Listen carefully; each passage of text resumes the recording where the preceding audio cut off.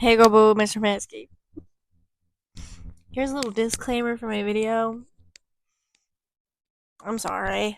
I'm so sorry. It's basically me just rambling on. Um, so I don't know how you're gonna grade my ramble. But say hi to my cat. Say hi.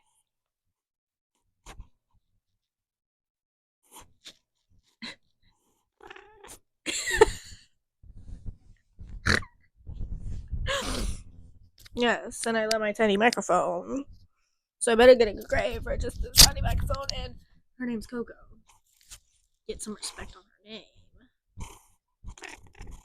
Yeah. Get some respect on her name. Say a little louder. Yeah. Hello, Mr. Mansky.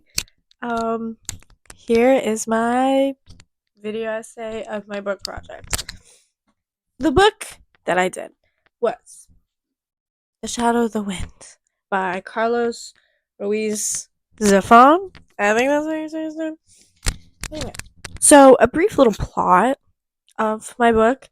So basically, it's about this main character. His name's Daniel, and starts off when he's 8 years old, around that time. He's pretty young. His father takes him to this place. His father is a bookshop owner. And he takes him to this place called the Cemetery of the Forgotten Books, right? Fact check. Yeah, the Cemetery of the Forgotten Books. And so it's all these rare books that either have never been touched or they've been lost in history or people just want to forget about them. And so he takes them to this place, which love that. I want to go. And basically, Daniel finds this book called The Shadow of the Wind by Julian Carricks. I think that's how you say his name. And so after he reads this book, he's fully immersed. Like in the book, he even says, like, I was fully immersed. I didn't even know that the night turned into day. Like that's how much she was into this book, which I've had those too. Relatable. Um, and so basically, he is obsessed with this book. So then he's asking his dad, he's like, where can I find any more of these books? Like, I want to find more of these books, and I want to know more about him. So then his father's like, oh, I know a guy. So he takes him to this man. I kind of forget his name, but he takes him to this other bookstore owner who has a blind daughter named Clara. And again, Daniel's only like 11 at this point. And so Daniel's asking the bookstore owner, I need to know more about this man. I need to know about more about Julian Carricks. So basically, he's like, well, we no one can find any more copies of his book, of any of his books. And he's like, why? And he's like, well, there's this weird bookseller that's burning his books. Burning his books. Burning Julian Carricks' books. Who would do such a thing? There was a quote from this book that I loved, which, don't judge my tabbing, I gave up halfway. Don't judge. Please don't judge.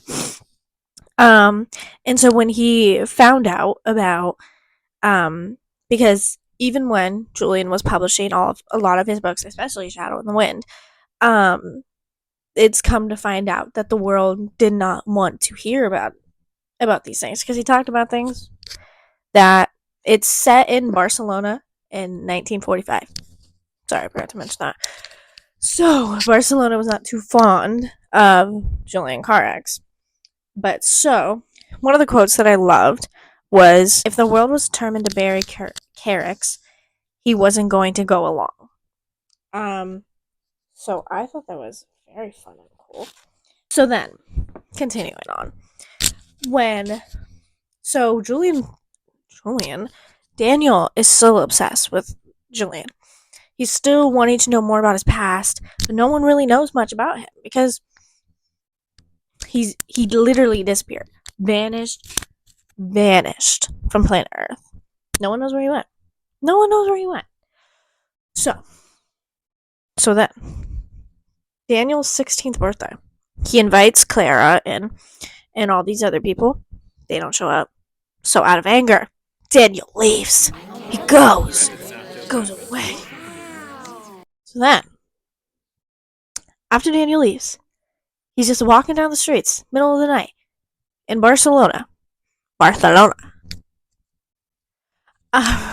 And this weird, creepy man in all black shows up and is like, Daniel, where is the copy of The Shadow of the Wind? And Daniel's like, what the hell, boy? Like, he's like, I'm not giving up my copy of The Shadow of the Wind. I love that book. It ain't nowhere else either. And then he's like, no, I don't have one. I don't know what you're talking about. So then the man, there's a light that hits his face. He's disfigured. He's burnt. He's crispy. Because he's the fireman. He's the one burning all the books. All of Julian Carrick's books. Isn't that insane? And he just goes up to Daniel and is like, give me your copy. And Daniel's like, nope. And then he just leaves. He leaves. So then many years later, when Daniel is in his 20s, his dad hires this new guy. His name is Fumarane. And basically hires him and then is like, I also love Julian Carrick's. And he's like, Daniel's like, do you want to like explore with me? Try and figure out who Julian Carrick's is and where he went? And they're like, oh my god, yeah. That's not how it actually went. They were very sophisticated about it. But that's my brief little summary about that. Life like this sure is sweet, huh? It definitely is. Daniel falls in love with this girl, Bea, which is his best friend's sister. Crazy. Enemies to lovers?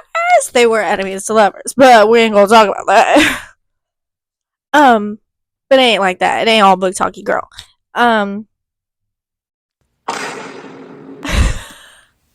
Alright, so then basically, he falls in love with this girl while he's still trying to explore who Julian Carrick's is. My god, with Fumarin. I think that's how you say his name. So, a lot of themes in this book. What I've noticed a lot is how Carlos Zumaran, author of this book, has perceived women.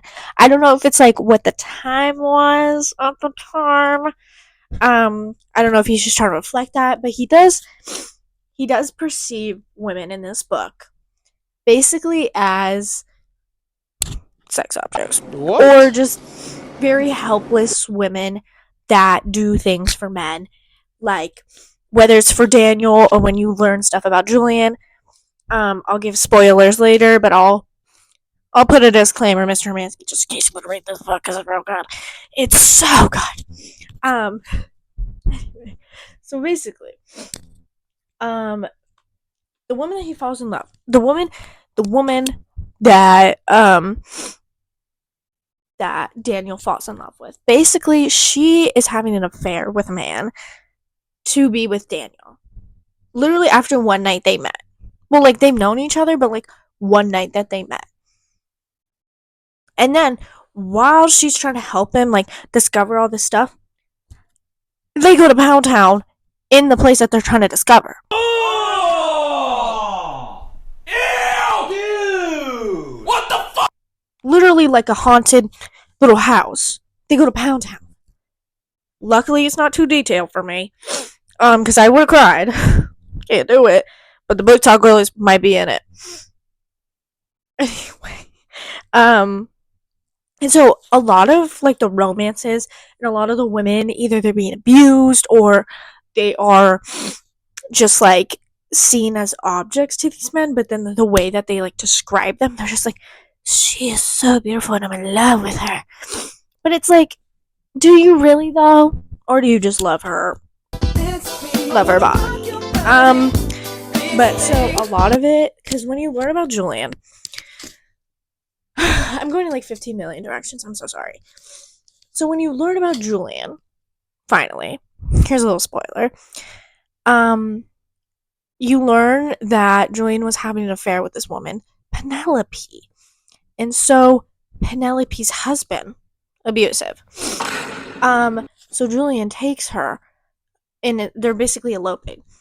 And so they go, and then the man that she was originally married to, that she's having an affair with, finds out, not very happy, and wants to kill Julian. Crazy. There's this other woman that's very connected to Penelope. Her name's Maria, and so Daniel goes to her to try and find things out about Julian. She dies. She gets murdered, and then the newspaper try to blame it on Fumararia. Seriously. Fumaron? Fumaro. Fumaro. There we go. I'm just gonna say it like that. Furman. Furman.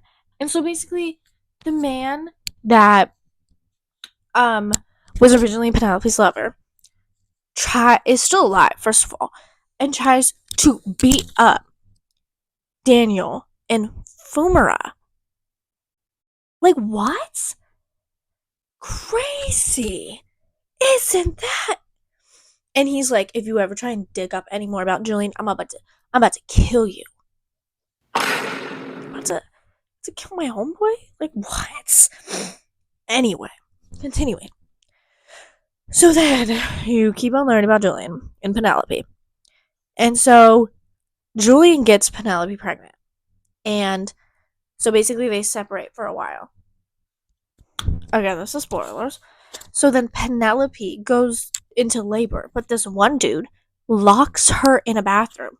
So then she dies while she's having childbirth. Dies. And you know what else she found out? More incest. Julian and their siblings. And she just had his baby. Demented ass baby, probably. So basically, she dies. And Julian doesn't know. Julian doesn't know. So then basically, Julian does eventually find out. And he's with a whole nother woman. A whole nother woman. Which is actually the woman that got murdered. The one that Daniel talked to. That one. And so basically, after Julian figures out that Penelope died, that she died, he burns down his publishing place that has all his books that he's published. He burns it down. You know what also happened when he burned that down? He got all burnt and crusty and charcoaly. And then through the entire time, he's the one burning all the copies of his book. All the copies. So then Daniel eventually finds him. And they don't really say much to each other, but it's fine. So then frickin' what's his face? Daniel goes to Bea. And he's like, oh my god, I love you so much. Because guess what? Bea is also pregnant. All the women are pregnant. That's exactly what I'm saying. And another thing with that, when Daniel's having a hard time, he's like, I know exactly where to find Bea, and she's gonna do exactly what I want her to do. Daniel, you're supposed to be just a nerdy little reader boy. The last chapter is really cute, actually. Well, like, kind of the last part. So, Penelope's, like, original husband finds Julian and Daniel, and they fight to the death. And Daniel gets stabbed. Stabbed. He's going to the hospital.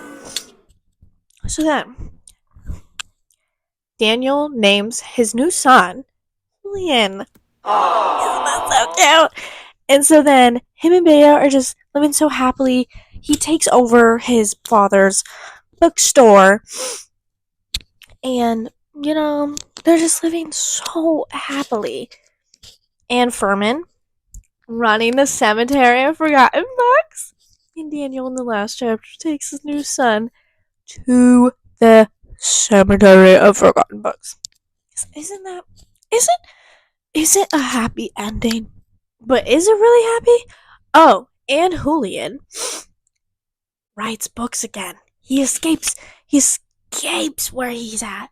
He starts writing under a different name. All happy endings. Even though both of his wives are dead. Um, I would say that's happy for me. Good enough for me. But yeah. So that's basically what the book's about. So basically, the second part, tying it into the history of literature and humanities. The way I am kind of perceiving it, and the way I kind of see it in the history of literature, is I see it as a lot of history and a lot of these books that are very sophisticated, like Crying Law of 49. I saw a lot of similarities in this. I think it's more the mystery part of it, and like what is the message that the author's actually trying to show. Like there's probably so many loopholes in this book that I didn't get the first time, and I still don't get right now. I'm on Goodreads. I was on Goodreads for a solid 2 days after finishing this book, trying to figure out what people are saying about it, because I'm like, what does this mean? What does that mean? What does that mean? It's definitely not as sophisticated as the Crying Lot of 49. um Crying of Lot 49, what the fuck am I saying? um don't look at my shirt. Okay, disclaimer, I am not Team Jacob. I found this cute shirt, Twilight shirt, but it's Team Jacob. I'm not Team Jacob, Mr. Mansky. Beautiful. This is the skin of a killer, Bill. I'm not. I'm not. And I just like the shirt. And have I worn it? I have worn it in public. But I wear it as a pajama shirt now, so let's settle down. Anyway. So basically, the way a lot of people are trying to disregard a lot of things in history, and because in the time of this book it's around the Civil War in Spain, so a lot of things they're trying to forget, and they're trying to not remember. That's basically the same thing as I said in last year.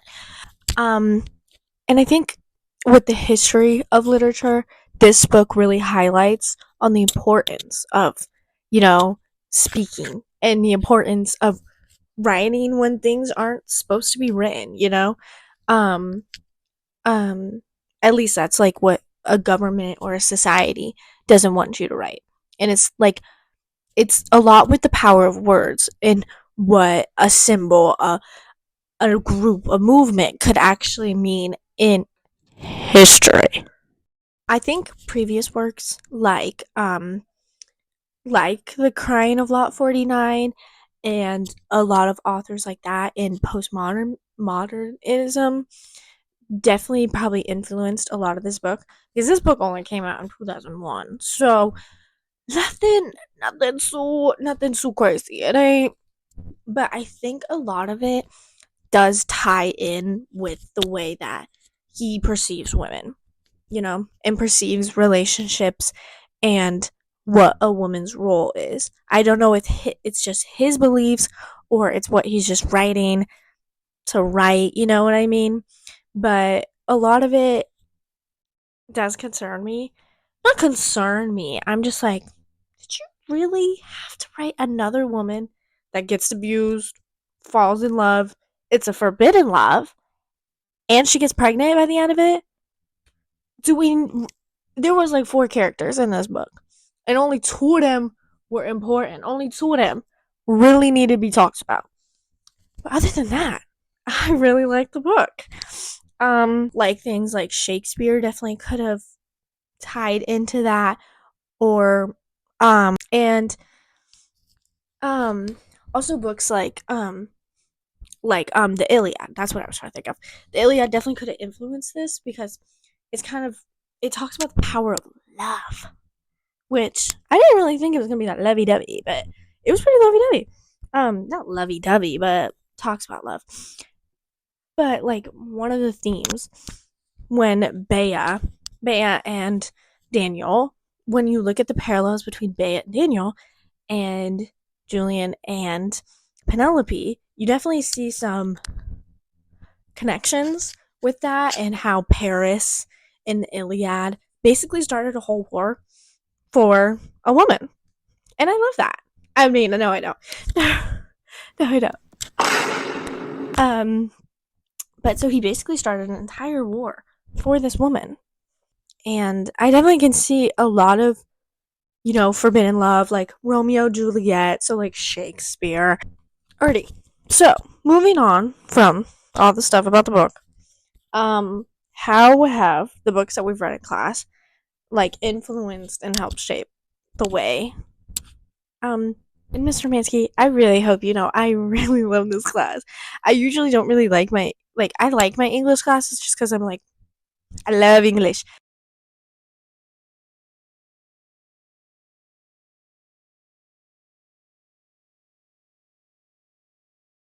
I was silent. Were you silent or were you silenced? Sorry about those technical difficulties. But as I was saying, I really love this class. I am gonna miss it so much. I hope I have any college classes like this, but it won't be Mr. Maransky. So basically, I think in this class, I definitely was less anxious to talk about things because I knew what I wanted to say.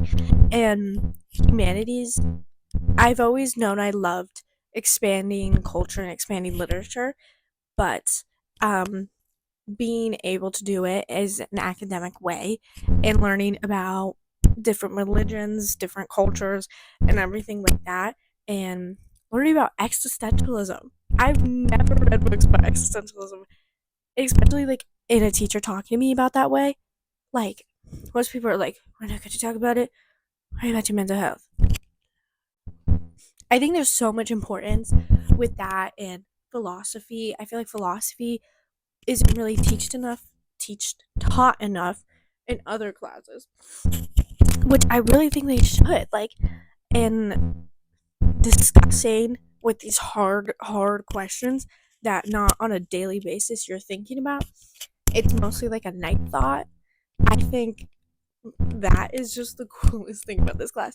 My favorite book, surprisingly, was Inferno. I loved Inferno. Inferno was probably my favorite.